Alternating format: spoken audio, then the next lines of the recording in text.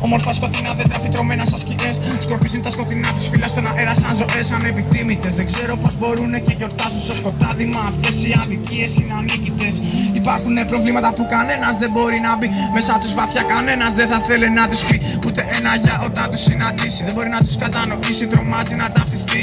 Υπάρχουν προβλήματα που κανένας δεν μπορεί να μπει μέσα τους βαθιά. Κανένας δεν θα θέλει να τους πει ούτε ένα για όταν τους συναντήσει. Δεν μπορεί να τους κατανοήσει, τρομάζει να ταυτιστεί. Λίγοι μήνες έχουν μείνει ο ταξιδιώτης για να φύγει. Ανούσα και περιτά τα νησίρα δάκρυά μου. Αδύναμα να κρατήσουν κοντά μου ότι θα φύγει μακριά μου. Δεν μπορώ να ξεχωρίσω το δικό μου το νόημα. Στο σκοτάδι όλα μου φαίνονται ολόιδια.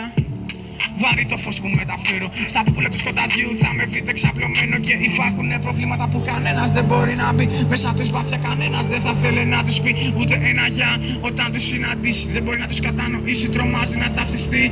Υπάρχουν προβλήματα που κανένας δεν μπορεί να μπει μέσα τους βαθιά. Κανένας δεν θα θέλει να τους πει ούτε ένα για όταν τους συναντήσει. Δεν μπορεί να τους κατανοήσει, τρομάζει να ταυτιστεί.